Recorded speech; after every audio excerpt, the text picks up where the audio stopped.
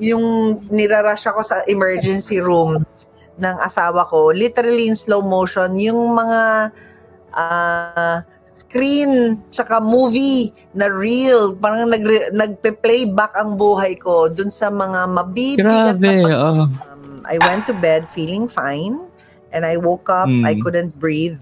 My life flashed before my eyes very quickly because tapos he put me in the car, and as he was rushing me to the hospital, ganun talaga yung nangyayari. Your life will flash before your eyes. And ang bigat niya, brother, ang bigat niya kasi kung yun ang naging huling hininga ko, huling pag-iisip, huling desisyon sa buhay, ang dami kong pagsisisihan. Do you agree ba na dapat ba ang parenting ay masama sa curriculum yan ng pag-aaral? A steward of this life, hindi mo pag-aari ang mga anak mo.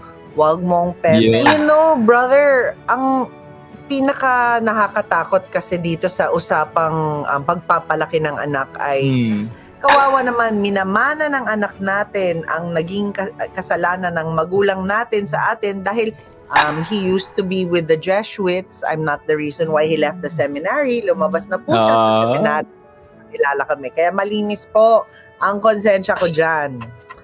Ang age gap natin, ang karanasan natin sa ating pamilya nung pinapalaki tayo ng ating mga magulang, lahat yan nakaka-apekto sa ating papalaki ng sarili nating anak ngayon. Diba? Kasi pag tinanong mo yung lalo-lalo na yung mga young women, excited na excited magka-baby. Parang 'di ba, magka-baby lang, hindi nila talaga nauunawaan. Ay nako, nabanggit mo yung yaya. Yun ang kinatatakot ko talaga eh. Ang yaya, ang tumatayong magulang ng kabataan. Alam mo, kolehiyo na ako nung sinabi niya, remember the time when I asked you to stop crying? I was wrong. Mali pala yun. Dapat pala pinayagan kitang umiyak, mag-share ng feelings mo. So, and when my mother asked for forgiveness, college na ako nung nag-ask siya ng forgiveness, ang laki ng impact noon sa akin. Parenting is a gift and it's a lovely blessing that we are given. And in the cases of those children who were possibly even abandoned by their parents or came from abusive families, they become successful because wala namang exempted, 'di ba, sa sakit ng buhay. Walang exempted.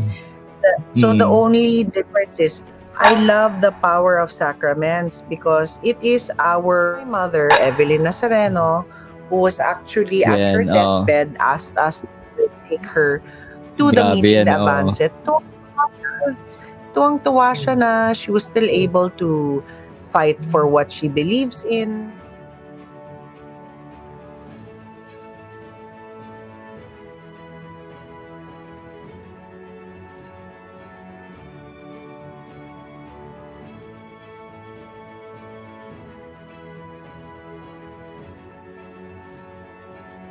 Ayan, so in the name of the Father, and of the Son, and of the Holy Spirit, Amen. Maraming salamat, Panginoong Jesus, sa pagkakataong ito na makasama po namin si Coach Pia. And today, Lord, we ask you to cover us with your most precious blood. We ask you, Lord, na patuloy mong gamitin si Coach Pia sa kanyang ibabahagi ngayon sa kanyang storya. I'm sure marami pong mga taong manonood ng interview na to na sobrang ma-inspire at magkakaroon po ng pagbabago sa kanilang buhay. You will put a seed in their heart through the story of Coach Pia. And today, Lord, we ask you to empower Coach Pia, Lord, with so much love and wisdom that she can able to shine her light, Lord, sa mga viewers po namin ngayong araw na ito. And today, Lord, we ask you to protect us from any kind of oppression, anumang mga distractions sa kalaban, anumang mga pagiging problema sa device, Lord. We know that we already a champion. You will protect us and you will empower us today. And we ask for the powerful intercession of our Blessed Mother, Mama Mary, and Saint Joseph, Terror of Demons, and Saint Michael, Saint Gabriel, Saint Raphael. In Jesus' name we pray. Amen. In the name of the Father, and of the Son, and of the Holy Spirit. Amen. Hello, Coach Pia. Maraming salamat po sa pagpapaunlak mo sa ating program, Istoryang Katoliko. Sobrang excited ako ngayong araw na ito. So, napaka-exciting na nakahanap tayo ng oras, brother. Kasi mga ilang linggo na tayong nag-usap na makahanap sana ng panahon. Buti na lang pinagtagpo ng ating Panginoon ang ating schedule ngayong gabi. Yes. In God's perfect time. Amen. Actually, sobrang nakaka-humble tong pagkakataon na to dahil syempre isa ka sa magagaling na coach dito sa Pilipinas. Yun nga, yung matin ako ng class mo nun sa Feast Conference, sobrang nagkaroon ng impact sa aming pamilya. Kung naalala mo, coach, nandun kami sa harapan eh. Bandang harapan kami nun. Asawa ko yan ako.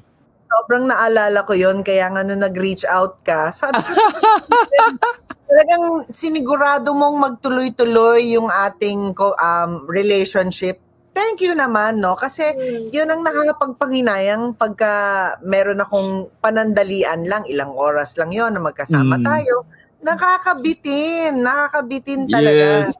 Yeah, correct. I'm so glad that you reached out. Thank you so much. Sabi ko nga nun sa asawa ko, nung habang nakikinig ako, sabi ko, hindi ko to palalagpasin na hindi ko to may interview. Kasi very yung binabahagi mo, coach, gem yun eh. Minsan, 'di ba, ang hirap maging magulang.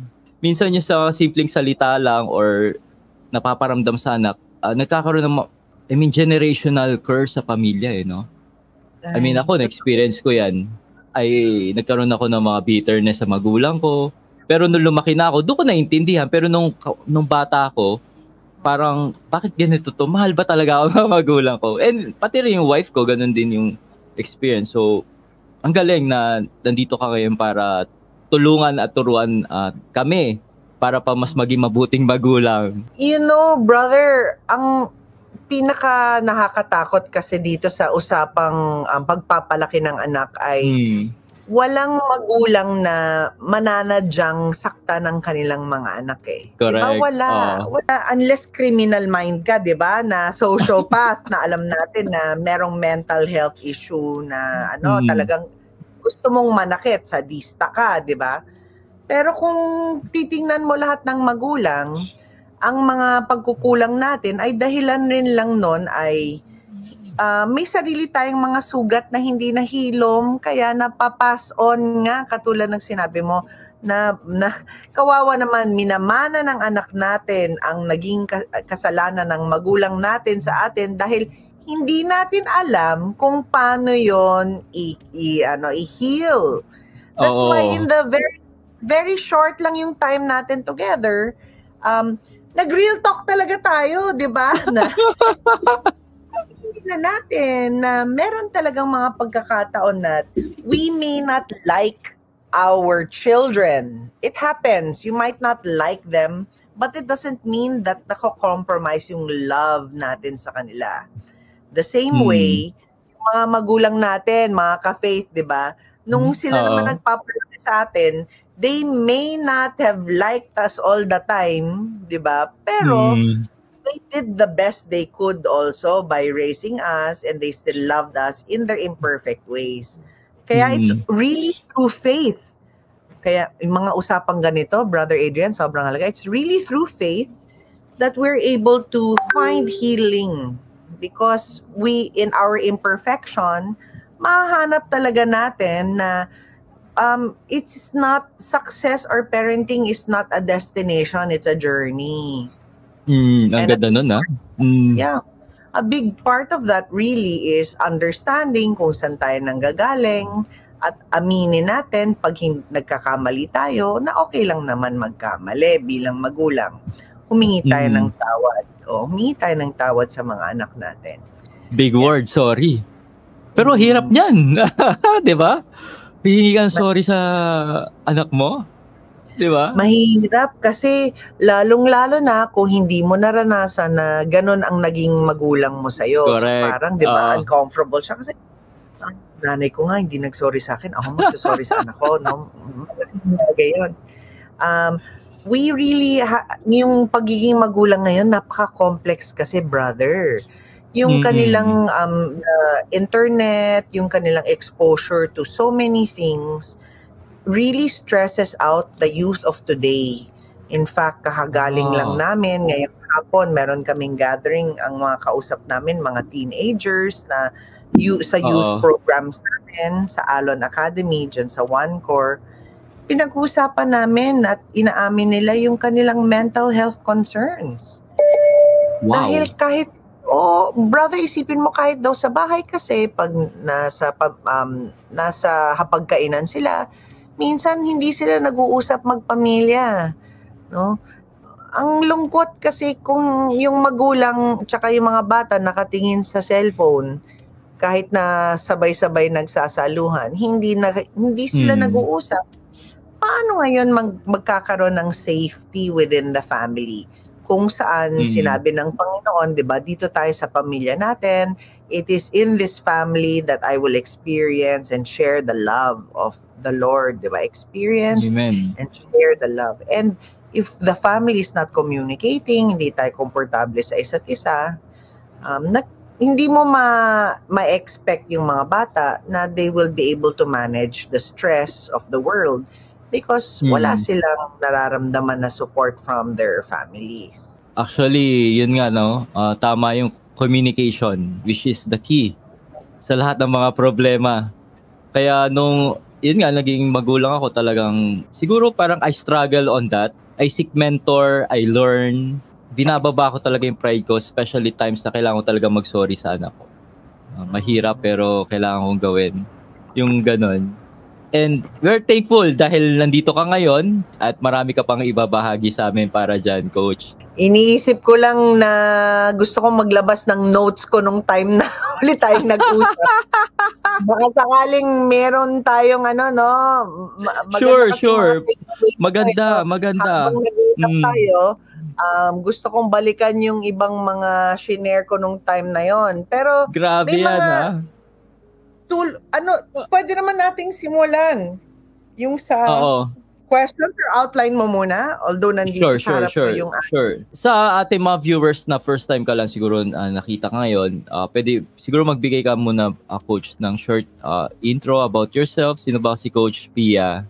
So, magandang gabi mga ka-faith. My name is Coach Pia. I have been a coach for the past 25 or so years. I started off as a college prof. Matagal na, no? Batang-bata pa. Sabi nga nila, ano nangyari yun? Parang batang-bata ka pa, Coach. Kasi back in 1996, I started out as a college professor at the Ateneo de Manila, teaching college theology. I met my husband in my master's in theology. He used to be with the Jesuits. I'm not the reason why he left the seminary. Lumabas na po siya sa seminary. Kilala kami. Kaya malinis po ang konsensya ko dyan. Oo. Before my master's in theology, I actually was a philosophy major. So a big part of my love and faith journey with the Lord is deeply rooted in sa kabataan pa lang naisip ko, kailangan ko talagang makilala ang Panginoon. Inisip ko, baka may bokasyon ako. Baka, no? Inisip ko rin, nagsubok. Talaga? Kasi, hindi ko na naman nung time na yon, di ba? So, nagsubok ako. Gusto ko, tama ba? May vocation ba ako for religious life? And then, so, nag-search in ka? Nag-search in ako. Merong mga tatlong mga congregations. Pinuntahan. Galing. I was also willing to enter the vocation of single blessedness, kung yun talaga, yung ating lay ministry. And yet, when I met my husband, kasi ang linaw na aligned kami, diba? Aligned kami dun sa So I'm blessed now with 3 sons, no? Marco is 24, Paolo is turning 21, and Joshua is turning 13 this year. So, 3 yung anak ko. Lahat lalaki. Puro lalaki. Puro lalaki. Grabe. Yeah, I think a big part of mga ka-faith, a big part of our conversation tonight, kung anong makakatulong sa inyo, kung pag-uusapan natin ang buhay pamilya, buhay pag-ibig, ay namnamin natin kung sa buong buhay natin, sa tanang buhay natin, paano ba tayo inalagaan at minahal ng Panginoon para pagka hinarap na natin ang mga problema, katulad ng pagiging mga problema ng pagpapalaki ng pamilya, ay naka-angkla tayo dun sa mga blessings muna natin, hindi puro negativity yung iniisip natin, di ba? Naka-anchor tayo sa ating mga positivity rin. Okay. So we had a good opportunity kasi, brother, di ba, nung time na yon nag-usap tayo. How can we be the best parents? Iba-iba kasi ang parenting style. At maaaring yung kinalakihan natin, di ba, mga ka-faith, brother, alam mo yon, maaaring yung kinalakihan nating parenting style, hindi yun ang gusto nating gawin sa sarili nating anak. Di ba? Kasi may natutunan tayong nagwo-work or hindi nagwo-work mula sa magulang natin.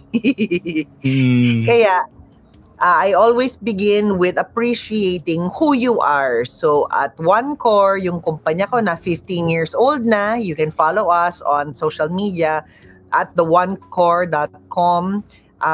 You can also look us up dun sa Facebook, Twitter, pati sa ating Instagram, One Core.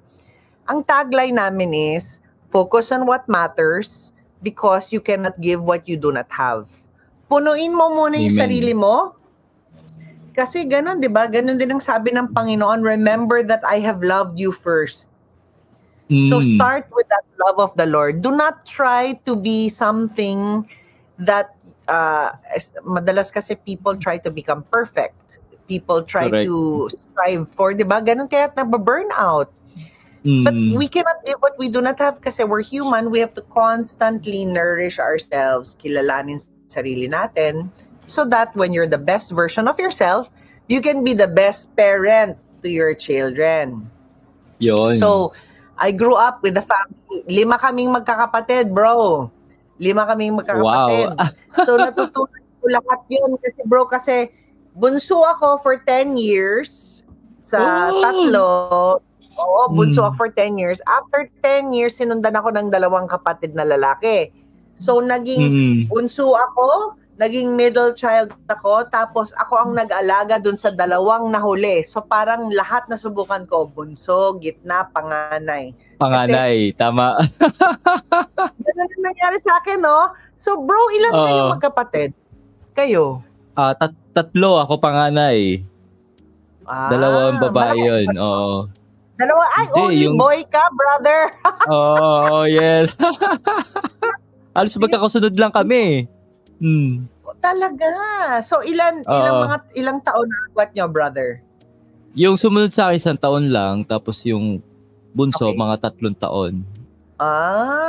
Alam mo, tinatanong ko yan, bro, kasi ang age gap natin, ang karanasan natin sa ating pamilya nung pinapalaki tayo ng ating mga magulang, lahat yan nakaka-apekto sa ating pagpapalaki ng sarili nating anak ngayon. So, kung ikaw ang only child na lalaki, katulad nung sa'yo, di ba, bro? Panganay, only boy. Yes. Nakaka-apekto yun kasi yun yung mga expectations ng magulang, ng pamilya, iba sa panganay. At lalong-lalo na kung ikaw lang yung sa gender na yon, only boy. Or panganay, tapos only girl. Diba? Iba-iba ang magiging pressure na nararamdaman ng bata.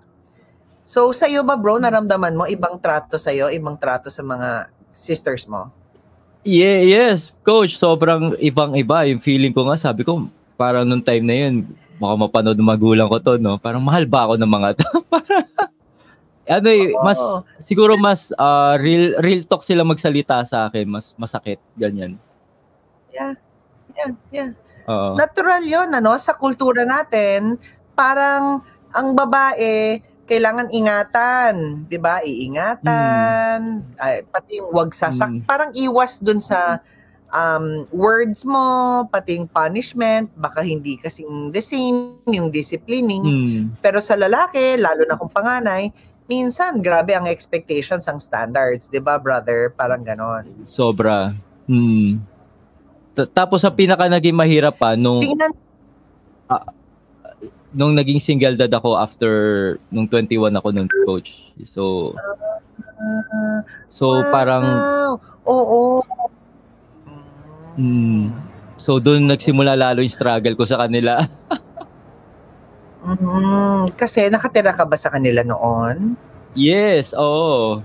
Ano pala ako noon kaka-graduate ko lang ng college. So wala pa ako work kasi ka nursing. Yun, so ang hirap. So parang doon ako nag-struggle nung time na yun. Brother, I'm sure pang mga episode mo, baka naikwento mo na kasi yung karanasan mo na yan. Mamaya, pag pinakita ko yung ibang mga types of parenting, ganon, maganda rin kasi na ma-share mo kung ano yung opinion mo and experience mo dun sa mga types For of sure. parenting. Oo. Sure, kasi sure, Coach. itong parenting styles, yung parenting styles natin affect our children. And of course, each child needs to be treated as unique individuals. Hindi pwedeng may isang pamamaraan lang na pagpapalaki ng anak. So there are different parenting styles. Okay. So remember that Psalm 127 says, "Children are a heritage from the Lord, offspring a reward from Him. Like arrows in the hands of a warrior are children born in one's youth. Blessed is the man whose quiver is full of them. They will not be put to shame when they contend with their opponents in court." It underscores, ang ganda, no? That children are a gift from God and that parents are entrusted with the responsibility of raising them to be strong, upright individuals who can make positive impact in the world. So kahit sa Old Testament, nakasulat na yan sa Psalms 127. Grabe yung responsibility, no, bro? Pag inisip natin. Sobra. Ganun pala yun. Akala natin, cute lang magka-baby, di ba? pero grabe. Mahirap. Diba? Kasi pag tinanong mo yung lalo-lalo na yung mga young women, excited magka-baby. Parang 'di ba, magka-baby lang hindi nila talaga nauunawaan. yung responsibility. Oo. Ako lalo na ako nung naging single dad ako, coach. Actually di nga ako ready noon at takot ako noon. Gusto ko nga takbuhan ng mga panahon na yun pero parang God impressed in my heart na kailangan ko tong yakapin at pagdaanan. So, yun. Nag-struggle nga pero through the grace of God, dahil doon nagsimula yung conversion ko and doon nagtuloy-tuloy yung when I was invited sa Light of Jesus sa The Feast. So, laking tulong, Coach. Brother, nothing happens by chance, di ba? Everything happens for a reason. And when I always tell my clients when they come for coaching that remember that experiences are opportunities for the Lord to impress upon us that in our lives, we are not alone.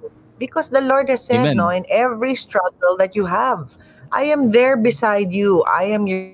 And like what you were saying, it was through that very difficult experience of being a young father na nakilala mo pa lalong-lalo nang nakilala mo ang Panginoon. Ganun, no, brother? Yeah. Ang hirap. Nakakatawa Kung saan tayo struggle, talaga natin nararamdaman si God. Tama. Ay, ganun talaga.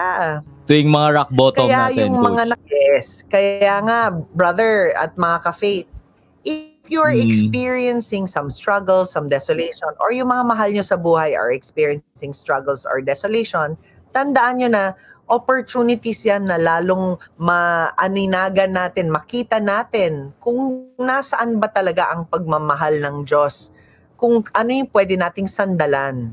Kasi He's really so powerful and His love is merciful. He is unconditional in His acceptance of us. Kaya itong discussion natin, we always have to, one of the philosophies that I love sharing to my clients is focus palagi on what's working and not what's not working. Kasi pag positive tayo, madali tayong makakapag next step. focus on what you're doing right as a parent rather than what you're not doing right. Kasi, di ba, madalas nagigilty tayo sa mga kasalanan natin. Tapos, makapag-ano tayo, brother, parang for nung magulang natin or dala natin yung bagahe natin sa pananakit natin sa anak natin, mahirap yun. Tama. And then, focus on your uniqueness.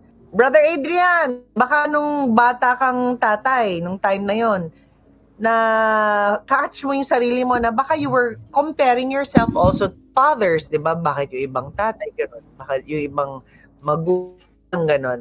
Natural yun. Yeah. Sometimes we're parenting to other parents. So, I'm too hard on myself eh. Parang, bakit ganito ako? Bakit sila? Very gentle lang ako. Parang, I became impatient, ganyan. Sabi mo yan, dahil alam nating temptation to compare our parenting to parang nawala ko. Anak, mga hindi natin masyado kakilala. O, iba kasi sila. Iba yung pinagdaanan. 4 different types of parenting style. Ayan, pagtyagaan natin ang ating erratic na Wi-Fi. Tinitingnan ko yung Wi-Fi ko kung ano yung problema din. Kasi natural yan sa ating minsan-minsan natatamaan tayo ng connection, di ba, bro? Oo, palagi. Yung ako mag-complain, pero totoo. That is the reality. so brother, napag-usapan natin to nung diba, nung time na yon. There are 4 types of parenting styles. Yan. So, alin tayo dito? So, una, there's the authoritarian. They focus on obedience and they do punishments over disciplining their child. Meron namang opposite nun, which is the permissive parent. They don't enforce any rules and they always say to themselves, bata yan, so kids will be kids. And then merong uninvolved parent. They provide very little guidance, nurturing, or attention. Sobrang opposite naman ito, talagang halos wala ang ginagawang involvement sa buhay ng bata. And this is what we're looking for. We want to be authoritative parents that create positive relationships within the family and enforce rules because we know they are good for our children. So isa-isahin natin yan. Ang authoritarian parent, alam mo, brother, madalas experience ko yan. Talaga? Talaga? My Fair the Highway. May palo pa yan. Talaga. No. Talagang kapanahunan, Palo. Minsan sinturon pa, hindi lang sinturon, kamay. Diba, yung lalatay talaga yun. alam mo, brother, yung iba, hinahabol pa sila para hinahabol ng tsinelas. Di ba? Habulin mo pa yung bata, tapos sa hampasin ng kung ano yung mahal. Pag ganito, ang pagpapalaki, unfortunately, ang epekto sa atin or sa mga anak natin, kung authoritarian parent tayo, ay mababa or questionable ang magiging self-esteem ng mga bata. Relate ako Hindi dyan. nila alam paano mag-handle ng problema. Wow, grabe to si brother. Yung talaga, ito talaga yung belonging ka talaga dyan, ha? Parehong magulang mo, brother, ang meron nitong type? Yes, parehas yun. Okay. So, iba-iba rin kasi minsan, ang isang magulang, permissive, yung isa authoritarian. So, katulad mo, brother, sabi mo, pareho silang authoritarian. Yes, parehas. Minsan halo minsan wala silang pakialam. Pero, yan, mostly authoritarian talaga. Konting mali, palo na yan or kurot. Basta mga ganun. Na-experience ko lahat yan. Yeah. At ang nagiging dahilan ay pag ni-research natin yan, dahil ganun din sila pinalaki ng kanilang mga magulang. Yeah, na-discover ko yan. Ang lolo't lola. Actually, mas malala sa kanila. Mas malala sa kanila. Bibitin pati warik yan. Ganun. My God. Yung mga ganong kwento, di ba? Yung kinukulong sila sa madilim or sa cabinet. Meron akong mga kliyente na pinapaluhod sa munggo. Ang sakit-sakit Ayun, nun. na-experience yun. Diba? Masakit. Oo. So, ang nangyayari is when the child grows, the second point there, they can become aggressive and focus on anger because ang feeling nila, they never lived up to the expectations of their parents. So, meron silang inner anger or frustration. And then, they can become good liars dahil ayaw nilang mapagalitan sila, magaling sila magsinungaling para makapag-avoid ng any punishment. Yun. Ang permissive parent naman is more of a friend than a parent. Sobrang kinakaibigan niya yung mga anak niya, kaya ang nangyayari is, ang bata, hindi nakakapag-appreciate ng rules and authority, hindi marunong ng respeto, ng basic respect to elders or any kind of standards and expectations. Tapos nagkakaroon ng very unhealthy habits. Pwedeng magkaroon ng vices that are more egocentric. So, mas finifeed lang yung kanyang pangangailangan because they're so used to getting their way, they don't know what the limitations are. So, nagiging spoiled, di ba? So, pwede mga spoiled brats. Kasi, brother, di ba, minsan hindi lang material ang pagiging spoiled. Minsan, ano lang, just getting your way. Lahat ng hindi mo gusto yung pagkain, hindi material, hindi mo gusto yung pagkain, di ba? Tapos magpapaluto ka ng gusto mo, hindi imbis na kainin lang yung nandyan. Yung ganon, lack of appreciation then, di ba? So, they have very unhealthy habits. Ganon yung permissive parents, walang rules eh. Minsan kinaingitan ko yung mga kaibigan kong ganyan eh. Buti pa sila. Oo. Totoo yun, no? Totoo yun. Kasi kapag galing ka sa authoritarian na parent, ang sarap ng permissive parent kasi kahit na oras ng pagtulog, walang rule. Di ba? Wala, kahit na yung pagkain, lahat pwedeng kainin kahit na hindi healthy. Syempre sa kabataan, ayaw natin nagtitake ng maraming sugar, hindi sila pwedeng uminom ng soft drinks, mga ganun. Things that are unhealthy for them. Bata pa sila, di ba? Like kung adult na sila. Yung mga things like that, di ba? Mahirap talaga yung permissive na parent, hindi natututong bata paano alagaan sarili niya. Tapos, ito namang walang pakialam, the uninvolved parent, expect the children to raise themselves. What happens is the children struggle with low self-esteem and have issues performing in school. Ang nangyayari kahit sa trabaho, when they become adults, nahirapan sila to succeed, and they may exhibit behavioral problems that show that they are very depressed, they are mentally isolated, dahil kulang nga sila sa pansin. In a very sad, desolate way. Anong mga naririnig mong kwento ganito, brother? Usually, pag ganyan, coach, pag sobrang busy mga magulang sa trabaho, minsan hindi pag-uwi na hindi na sila intindihin yung ganon. Usually ganyan. And minsan din sa mga OFW kasi wala yung mga magulang. Oo, in fact, tama ka bro yung mga magulang na busy sa career dahil gusto nilang bigyan ng magandang financial stability ang pamilya, napapagpalit yung kailangan ng bata na emotional, psychological intimacy with the parent, pinagpapalit ng material na gamit.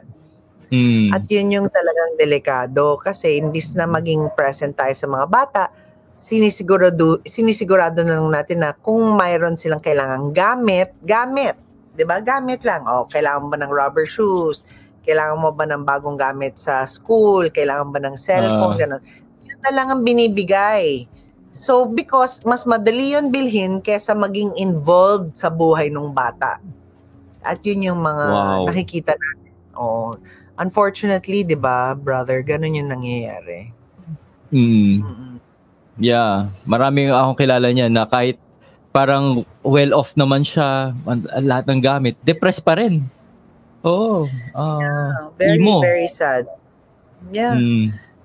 In fact, a big part of that, bro, kaya kung may mga nakikinig na alam nating are feeling a little bit alone or lonely, even depressed, always find someone you can speak to na alam mong hindi manghuhusga, natanggapin na okay lang na you might be a little bit depressed and you want to be alone kasi imbis na kimkimin. Kasi uso na ngayon sa mga kabataan yung nilalabas nila sa sarili nila yung lungkot sa mundo kaya self-harm sila, brother, kung naririnig niyo yun, nang naglalaslas. Yes. Kasi daw yung galit or yung may makaramdaman man lang sila kahit na kaunti kasi kulang yung kanilang sense of feeling connected to the world. And it's so common, masyado siyang common. The only thing that I know will be very helpful is involvement ng pamilya. Kung yung magulang man walang kapasidad kasi hindi niya alam kung paano gagawin niya, sana may tiyo, may tiya, may ate, may kuya, o kahit na pinsan na pwedeng malapitan, bro. At minsan pa nga, coach, di ba parang lumaki na lang sa yaya? Yan din yung nakikita ko minsan problema eh. Ay nako, napingit mo yung yaya. Yun ang kinatatakot ko talaga eh. Ang yaya, ang tumatayong magulang ng kabataan. Kasi buti pa yung magulang, ang gagawin lang niya pag uwi niya, hindi na niya kailangan asikaso ng anak niya kahit nakauwi na siya eh. Kasi ang yaya na rin ang nagpapatulog. Lahat na! Natulog na nga yung bata sa yaya. Lahat na lang. Kaya ito yung gusto natin, brother. Authoritative parenting. Use positive discipline strategies to reinforce the positive behavior. Yung mga batang ganito, ang itsura nila, they tend to become more responsible adults who are comfortable advocating and sharing their opinions and feelings. And they're also good at making sound decisions and evaluating risks on their own. So ito yung gusto nating kind of parenting. So kailangan magsimula sa iyo to. Tingnan mo, ito pang ating tinuro na. Because you cannot give what you do not have. So mahalaga talaga yung ating mga strategies. Ito, gusto kong i-share ang pamilya ko. Ang magulang ko, nanay ko. Gusto ko yan. Evelyn, and ang tatay ko, si Papa Boy, na unfortunately, both of them passed away of cancer back in 2022. Just 3 months away from each other, pareho silang na-diagnosed with stage 4 cancer. Oh, I miss them dearly. It's because in their parenting, my parents admitted nung mas marunong na sila kung ano yung mali nila. And so, I remember sharing this nung... nga di ba? Yeah, di ba nung time na yon, brother, I remember saying this, do not underestimate the power of asking forgiveness from your children. Kasi sinabi ng nanay ko, remember the time nung pinapagalitan kita na umiiyak ka, tapos sinasabi ko, bata pa ako nun, mga 7 or 6 years old, sabi niya, stop crying, tumigil ka, stop crying. Siyempre, kapag umiiyak ka, di ba, hindi mo alam paano mo ibabalik yung luha mo. Tapos nung, brother, alam mo, kolehiyo na ako nung sinabi niya, remember the time when I asked you to stop crying? I was wrong. Mali pala yun. Dapat pala pinayagan kitang umiyak, mag-share ng feelings mo. So, when we know better as parents, let's do better by apologizing for what we remember na nangyari, no? And when my mother asked for forgiveness, college na ako noon nung nag-ask siya ng forgiveness, ang laki ng impact noon sa akin. Kolehiyo na ako nung sinabi niya, remember the time when I asked you to stop crying?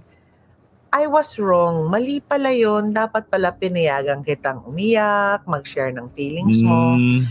Because we as parents, we don't have to pretend to be, we don't have to, walang strive for perfection. Ang mahalaga nga, we show our humanity. So I'm so glad that my mother and my father were great examples of humility. Because when we, going to Proverbs 22, no, when we start children off on the way they should go, and even when they're old, they will not turn from it.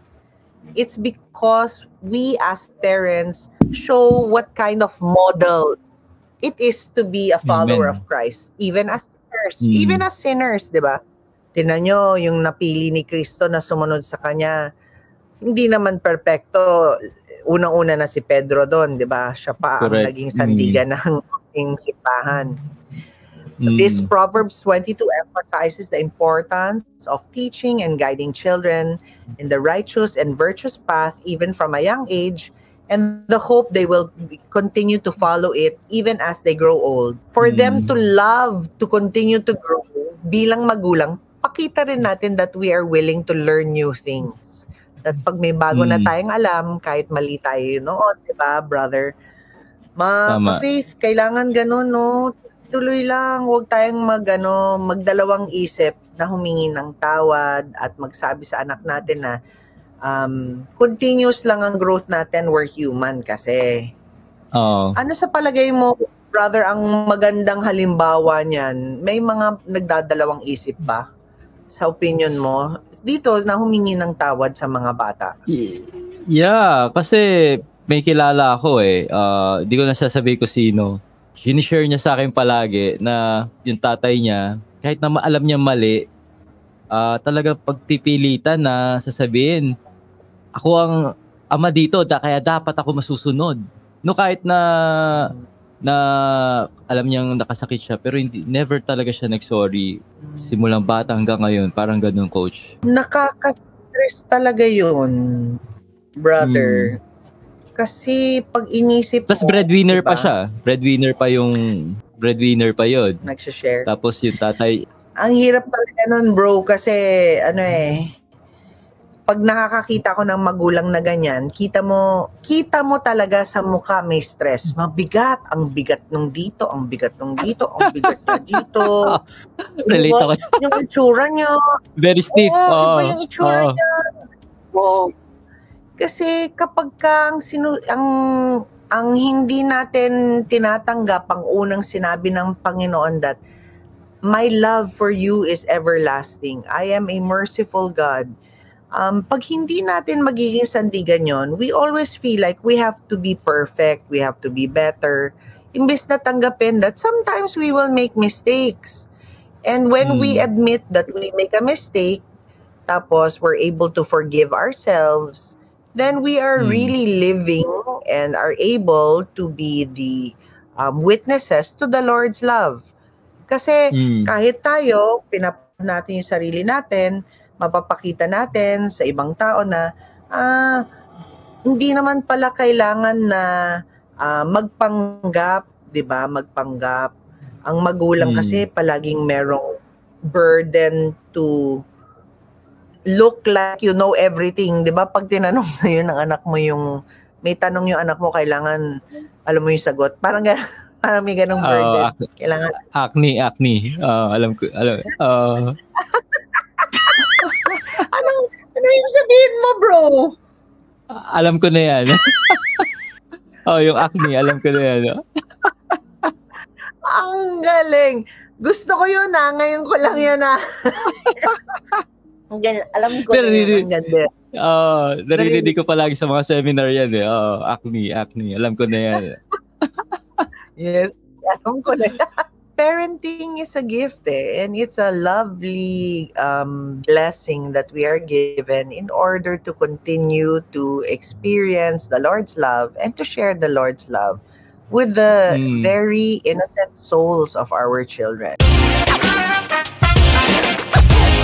So mga ka-faith, a quick promotion lang ng bagong libronet ni Brother Bo Sanchez.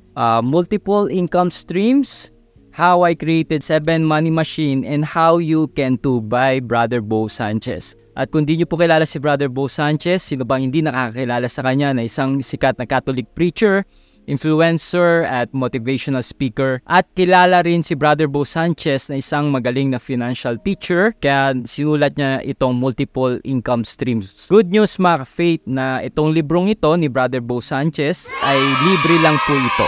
This is for free, pinamimigay niya to ng libre sa mga interested po na magkaroon ng libreng copy ng librong nito ni Brother Bo Sanchez. Alam nyo, nung binabasa ko to, ang dami ko natutunan dito ng mga teachings ni Brother Bo. Siya yung naging way at naging dahilan para magawa kong full-time itong ginagawa ko bilang isang online content creator. Dahil doon, nakapag-build ako ng 4 na sources of income, kaya ako nagagawa itong ginagawa ko ngayon. At yung mga teachings na yun ay nandito sa libreng libro na to ni Brother Bo Sanchez. Para magkaroon kayo ng libreng copy na to, ilalagay ko yung link sa taas or sa baba ng video na to. Kailangan nyo lang ay sagutin yung shipping fee, pwedeng through credit card or kung GCash kayo magbabayad, piliin nyo lang yung DragonPay, makikita nyo option dyan. Thank you and God bless.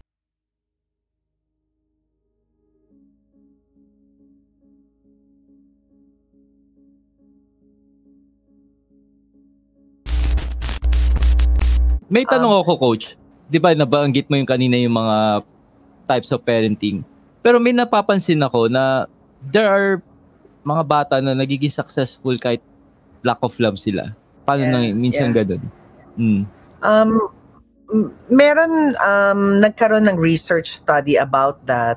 May 2 bagay na nangyayari dyan. In fact, merong part of that research is some of those children were even abandoned, mga inampon, Yes. diba? So, paano nangyari yun? That they become successful, hindi nga nila kilala magulang nila. Yeah. So, merong resilience na nabubuo sa isang bata, at merong, makikita mo dyan, it really takes a village, diba? Sabi nila, it takes a village to raise a child.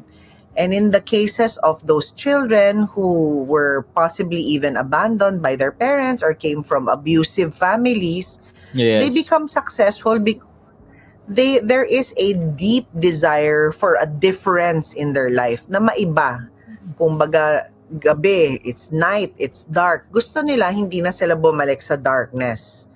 So merong study na nagpakita na it may not have been faith-driven. Sometimes, lalong-lalo na when the study was made, hindi naman ito Catholic study, hindi naman siya Christian study.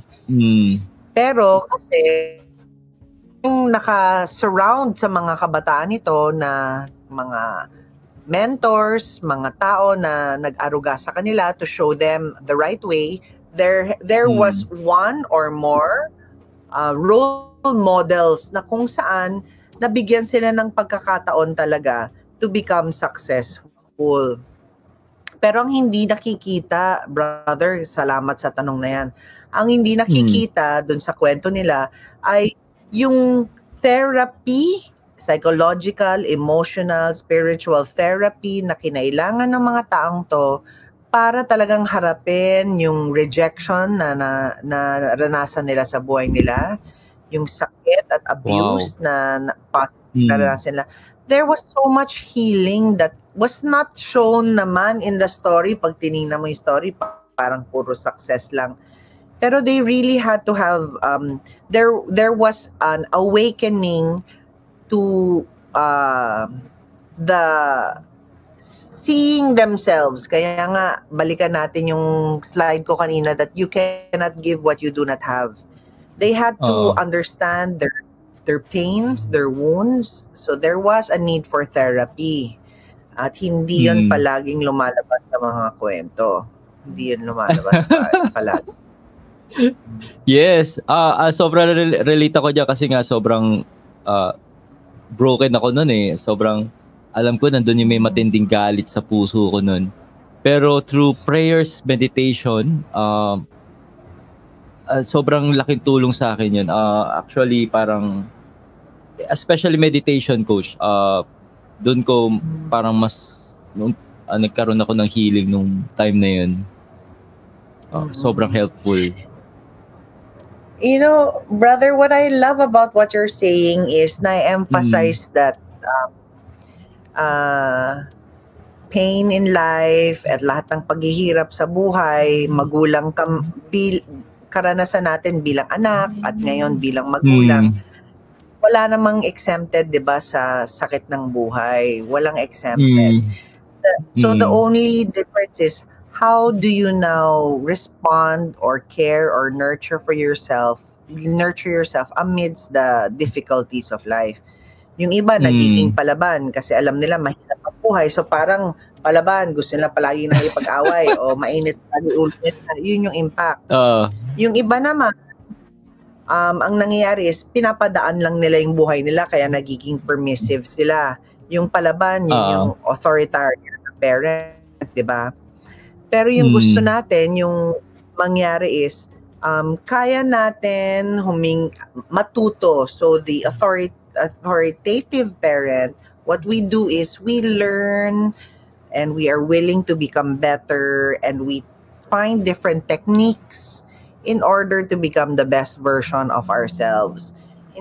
There is an admitting that we don't know everything, so we have to continue to expose ourselves. So anong ibig sabihin? Nung time na chinus mo yun, brother, yung meditation, hindi mo naman kayang gawin yun mag-isa. Kailangan mong matutunan kung anong ibig sabihin, kung paano. Yeah. So you really have to have that learning mindset. Sabi mo, it takes a village. Kumbaga, ang daming mga tumulong sa akin.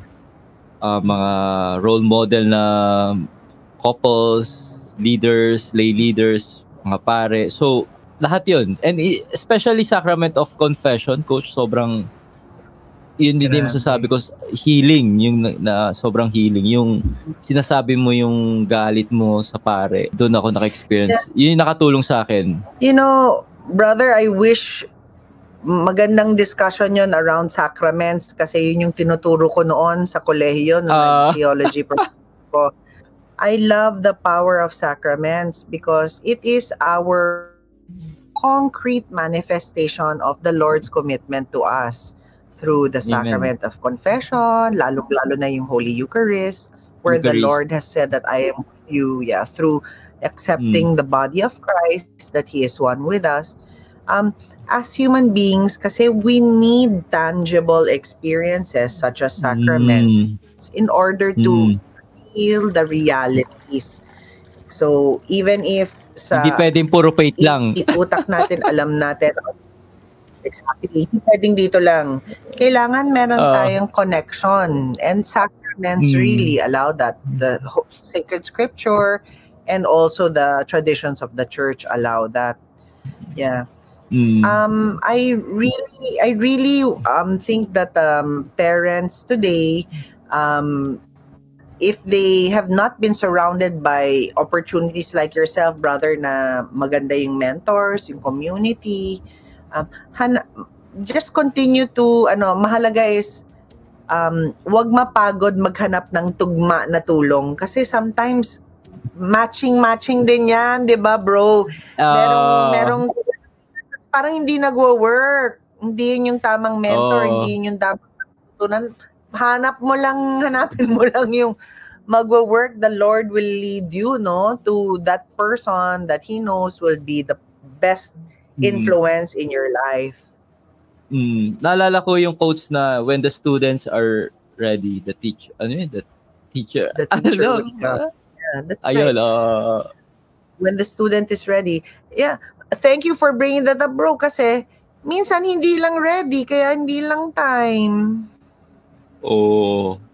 Tama.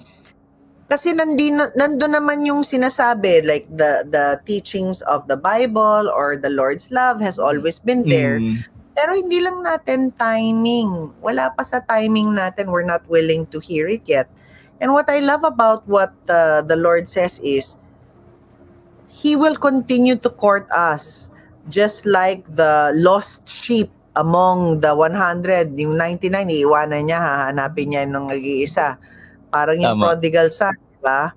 Talagang bibigyan niya tayo ng panahon na kakalimutan niya, hindi niya emphasize yung mga mali natin, i-emphasize niya na nakauwi na tayo sa Kanya. Amen. And Coach, do you agree ba na dapat ba ang parenting ay masama sa curriculum yan ng Pag-aaral. Kailangan natin, brother, alam mo, mga ka-faith, kailangan natin ipaglaban yan. Kasi hindi lang parenting, maraming life skills ang hindi tinuturo sa school, yung mga academic skills hindi mo na magagamit talaga yan eh. Oo, ano man gagawin natin kahit memoryahin ko pa lahat ng pwedeng i-memorya sa textbook. Meron bang tulong yan paglabas ko ng school? Hindi palagi, di ba? Tinuruan lang ako kung paano memorya. Yeah, I think that there should be a requirement. Tinan mo naman yung limitation natin, brother, nangyari is pre-K na. Ilang oras lang yun? 2-3 oras. Oo. Tapos hindi naman yun parenting, di ba, bro? Hindi naman yun parenting eh. Ano lang yun, about your relationship. Hindi pa yun pagpapalaki ng anak eh. Yung pre-K. Yeah, we should have schools. Actually, kung familiar ka sa Discovery Weekend, yun yung inatenan ko nun eh. Discovery Weekend. Yes. Oo. Diba? Ano lang yun, understanding communication styles, compatibility, diba? Wala pang parenting. Kailangan may hiwalay pa na, tama yun, brother. Pero sa ating mga viewers, coach, na they want to learn about parenting, syempre, yung libro mo, babasahin nila. Pero, ano pa yung pwede mo masuggest how they can learn? Okay, so meron akong mentor, ang pangalan niya, Maribel Dionisio. Noong 2009, tinayo namin ang The Love Institute. There is now a parenting school there. Oo. Wow. Buksan ko ngayon. Oo. Yung parenting school na yan, pwede kayong mag-sign up. May mga schedules yan. Ito, The Love Institute. Grabe, Oo. So, kung ma-share ko ang aking screen, i-advertise natin. Share screen. Slides. And, hindi. Share screen. Yan. The Love Institute. Ito. Medyo bitin yung aking screen. Ito. There are teams and services around marriage preparation, individual growth sessions, meron ding parenting classes. So ito, may mga parenting classes. Ang ating contact number, ayan, nandito. Yeah. For parents, nangangailangan, 0917-592-7735. Ayan. Tapos, so nung tinayo namin ni Tita Maribel ito, nung time na yun, 2009, tumulong lang ako sa setup. Tapos noon, nagtuloy na rin ako sa aking feeling ko what my vocation was, which is yung sa The One Core. Yung One Core kasi, ang tulong noon, per individual, hindi lang usapang pagmamahal or pamilya. So, pareho sila na mahalaga. Iba-iba lang ang ating mga specialization. So, definitely, please watch out itong The Love Institute. Siguraduhin yung maka-ano kayo dyan, di ba? Tapos yung One Core, yung grupo naman namin, ito ang aming Facebook page. What we do is we help individuals finding their core, and in your core, sobrang halaga that you have a clarity approach to managing problems. In fact, Brother Adrian, ngayong February, meron kami, nakikita mo dito, may Malaya program kami na patatakbo sa Siargao. May mga tao na gustong mag-getaway, kailangan lumabas ng Metro Manila. We have our program for you to find out what is your best approach to managing the stresses of your life. Ayan, ito yung Malaya program. February 22 to 25. Ayan. Okay. So, paano sila pwede mag-register, Coach? Yes. So, ang registration natin, makikita mo dito. Where is the registration? Okay. Ipopost ko yung registration link. Sure. Kasi ang nakikita ko dito, inquiry lang. Inquiry pa lang yung nakapost dito. magpapalagay na ako ng registration link dito sa Facebook page namin. Yung nakaraang run namin, ang ganda, no? Meron kaming halo-halo ang mga participants. Meron kaming business woman, meron kaming owners ng mga businesses, meron kaming abogado, may lawyer kami, meron kaming kabataan, fresh graduate, meron din kaming mga public servants. Kasi para time mo lang for yourself, kaya nga Malaya program, kalayaan mo ang hinahanap natin, makapagpahinga ka. Siargao yung napili natin kasi ang sarap mag-relax doon, brother. Maganda dyan, oo, sobra. Oo. Ang ganda. So, kasi marami ngayon alipin ng pera eh. Kaya nga, di ba? Yeah. Kailangan. Ay, nako. Kailangan talaga, brother, magkaroon ng time, di ba? Away from the city. Excited ako na mapakilala yan. And then, lahat ng inquiries nyo, dun lang sa Facebook page namin. Marami na kaming masasagot na mga tanong basta you want to approach your life with more clarity at unahan na natin yung mga bigat ng buhay. Amen. Ayan. Brother, salamat. So, ang ganda naman ng usapan natin. Praise the Lord. Oo nga eh. Grabe yung mga share mo kanina, Coach yung baka yun na yung dinidiscuss mo sa mga company, pero napaka-generous mong para i-share to sa ating mga viewers ngayon, Coach. Siguro, mga last 2 question, Coach. Kasi baka pwede mong grabe impact din sa akin yung share mo about your near-death experience. Baka pwede mo ma-share sa ating mga viewers paano nangyari yun. Kasi very life-changing yun eh. It happened in the moment that you didn't expect. Yeah. So back in 2003, I went to bed feeling fine, and I woke up, I couldn't breathe. My life flashed before my eyes very quickly because I was going into anaphylactic shock as a result of severe allergic reaction the night before. So my husband said, "You don't look well." And then I said, "I really don't feel well." Tapos he put me in the car, and as he was rushing me to the hospital, ganun talaga yung nangyayari. Your life will flash before your eyes, and moments that will be so clear to you are those of deep regret. Moments that I felt I could have been more loving, more generous, more understanding, more compassionate towards others.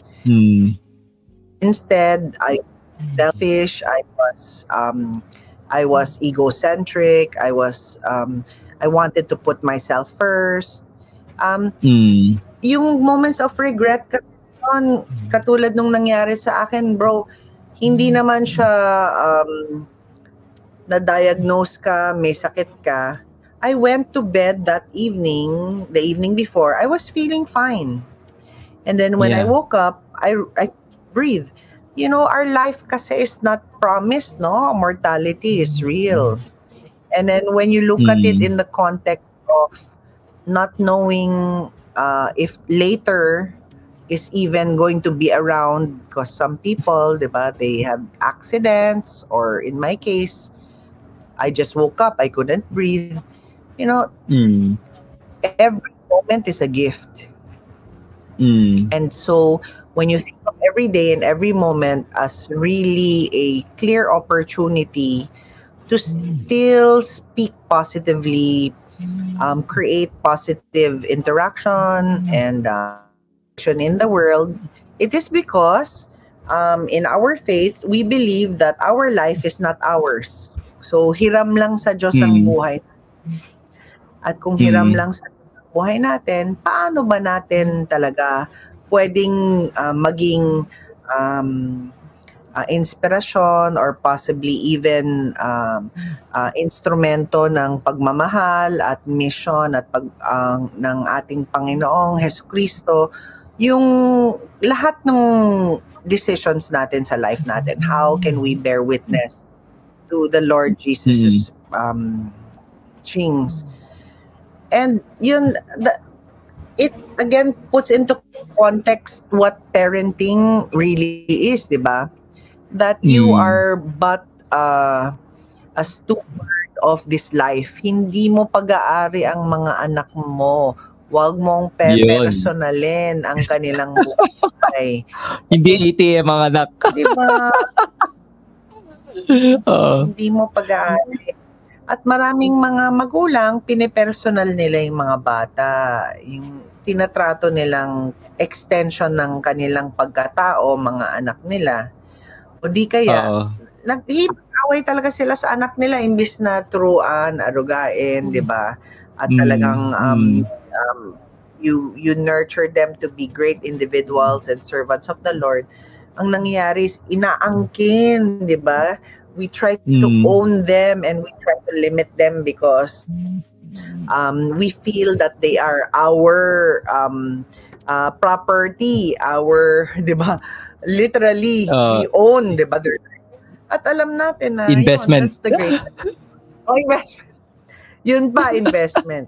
So life is too short, no? So ano yung coach, nung mga panahon na yun, yung nararamdaman mo yun, ano yung status ng emotion mo yun? Ano ba, ready ka na ba nun? Or naka-hold on ka pa? Paano yung moment na yun? Well, at that moment, I'm so glad that I was given another opportunity because my eldest son was only 3 years old. My second son was barely 6 months old.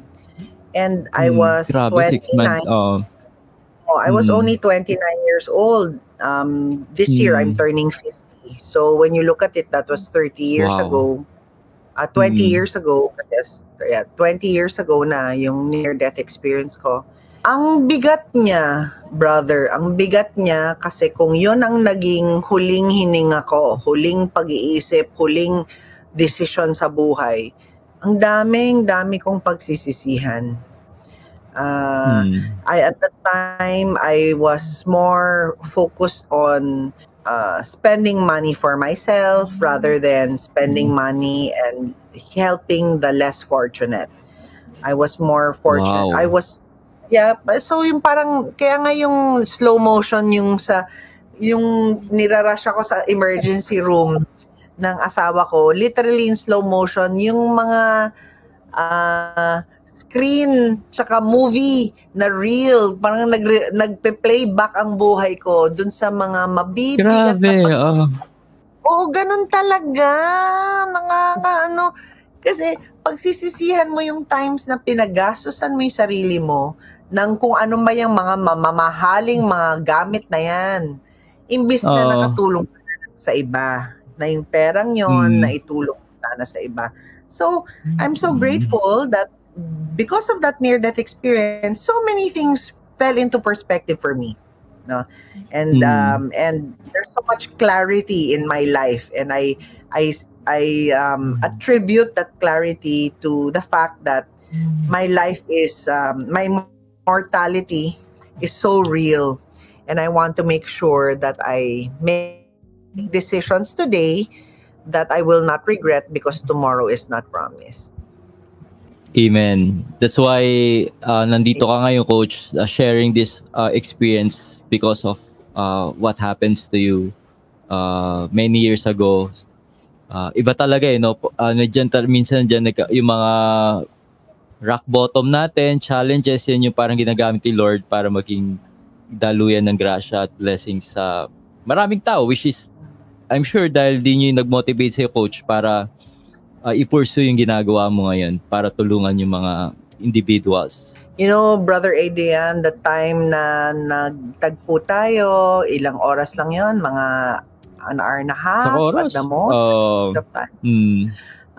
Lahat yun kasi biyaya yun na nagsama-sama ang mga tao sa The Feast na iisa ang ating, aligned tayo dun sa paniniwalang we can all become better servants of the Lord in this world because our life is purposeful and mission para bahagi na doon yung how can we be the best followers of Christ as parents, as children, our parents, bilang tito, tita, kapatid, paano maging mabuting kapamilya. Lahat kasi yon at the end of our life, yun ang pinakamahalaga eh. Yung relationships, hindi yung malaki ba yung bahay ko, marami ba akong kotse, magkano ang pera ko sa banko ko, di ba? Hindi material na bagay eh, hindi talaga, no? And at that time, I'm so blessed na yung near-death experience ko is so real that I've put up a company. I'm mission-oriented. We're so driven to make sure na hindi mangyari yun sa ibang tao, na dumating na lang ang end ng life at pagsisihan nila lahat. Kasi it's not worth it, no? It's not worth it. Coach, isa rin sa nagkaroon ng impact sa akin, yung shinare mo about your mother, si Miss Evelyn Nazareno. Grabe, napahanga ako doon yung nung nakarang eleksyon, yung bumoto pa siya, yung even nasa higaan siya. Pwede mo ba i-share yun, Coach? Yeah. Tapos sumali pa siya sa rally, di ba? At sabi mo nag-viral yun. Yes. Yes, you're right, no? In fact, 2021, when both my parents were diagnosed with stage 4 cancer, 2 months after my father passed away, and then 3 months after, my mother at her deathbed, just before the election, still said na, sinabi ko sa kanya, Mami, pupunta kami sa meeting de avance ni Lenny at Kiko. And during those times, sabi niya, sasama ako. Sandali lang. May stage 4 cancer, nakaratay na siya. Sabi niya, sasama daw siya. Sabi ko, sasama ka? Paano kita isasama? Buti na lang yung doktor na nag-aalaga sa nanay ko kasi sinabi talaga niya na what she wants because has a few days left. Sabi namin, okay. Sabi niya, he will prepare her. So this is my mother, Evelyn Nazareno, who was actually at her deathbed, asked us to take her to the meeting de avance. Tuwang-tuwa siya na she was still able to fight for what she believes in. And that's what I mean by pagka tayo ay magulang at nakasandal tayo sa Panginoon, katulad nung nangyari sa nanay ko, even at her deathbed, she was inspiring me. She was still inspiring yung anak kong si Marco. Ito, panganay kong anak. Siya isa sa mga panganay na apo, no, ng nanay ko. She was showing us as a role model na huwag kang mag-focus sa sarili mo, huwag kang maawa sa sarili mo. Kasi ang buhay, tuloy-tuloy naman yan kahit wala na dito sa mundo. So, hindi siya namumukmok yung time na yon na at her deathbed. Sinabi pa niya, dalhin mo ko sa rally. Tapos, 2 days after the rally, bumoto pa siya. Pumunta pa kami sa presinto. Naka-ambulansya pa rin kami. Kasi, hindi naman siya makakad na. And, you know, it's a great testament to the Lord's faithfulness. When you go beyond your physical ailments in this world, you know that there is still more. Because the Lord has really shown us all through His resurrection, diba? The Lord Jesus' resurrection, that His love and all His teachings go beyond the limitations of this physical world. Kaya nagkaroon tayo ng salvation, no, through the Lord Jesus Christ. Yeah, thank you for reminding me, bro, na ito yung buhay ng nanay ko. Sabi ko nga, ito yung last slide nung time na yan, that all of us are a little broken. But don't worry, because the last time I checked, even broken crayons still color the same. Walang magulang na perfecto, di ba? Pero kaya natin, brother, kayang-kaya natin. Tayo pa rin ang kaya natin na magdala ng kulay sa mundo, sa buhay ng iba. Amen. Ay! Amen talaga. Galing, Coach. Sobrang na-inspire ako sa mga binahagi mo. Kahit narinig ko na yung mga shinare mo kanina, pero ganun talaga coach, no? Kailangan i-remind sa atin paulit-ulit, 'di ba? Yung dapat yung mga tamang gawin natin bilang isang magulang. Minsan nakakalimutan natin, pero katulad nito, the way para ipaalala sa atin yun, that we strive to be better. So, thank you so much. May the Lord continue to bless your work, brother. Mga ka-faith, maraming salamat sa patuloy ninyong pagtutok at pagsubaybay dito sa mission and network nitong channel ni Brother Adrian. Ang dami nating natutulungan dyan. God bless you, brother. God bless, Coach. And before I let you go, Coach, baka pwede kaming humingi na closing prayer from you. Ayan. Yes, please. Ay, nako, maraming salamat for asking for that. In the name of the Father, and of the Son, and of the Holy Spirit. Amen. The Holy Spirit. Amen. Dearest Lord, we praise and thank you na kaming mga umaamin sa aming mga kahinaan, magulang man, o di kaya ay nag-aalaga lang ng mga kabataan ngayon. We know we are not perfect, Lord, and we would love, Lord, for you to please continue to guide us na kahit despite our own sinfulness, our own frailty, lahat ng aming mga pagkukulang ay makita, maaninagan ng mga kabataan ang inyong pagmamahal at pag-aruga. Lord, sa aming humility ngayon na inaalay namin sa inyo at aminin namin sa mga batang tumitingin sa amin bilang mga role model nila, na hindi po namin alam ang lahat ng sagot. No? Hindi namin kayang sagutin ang lahat ng mga tanong, at we don't have release from us, Lord, the burden of feeling like we have to know everything. We lift up to you, Lord, the fact that meron mang mga pagkukulang na nararanasan sa relationships namin ngayon, na kayo po ang bubuo, kayo ang magbubuklod, kayo po ang magbibigay ng healing, ng loving understanding.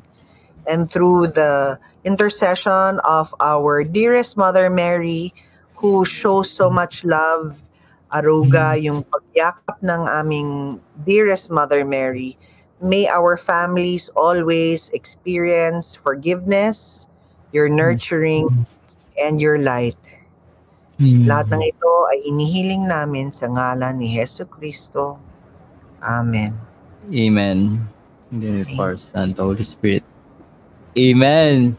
Wow. Ang ganda ng prayer mo, Coach. Very powerful. Thank you, brother. Rest assured that I will pray for you and sa ginagawa mong mission. And I'm looking forward to see you again in the future. Yes. Let's keep in touch po, Coach. Thank you so much po sa pagkakataong ito. Thank you.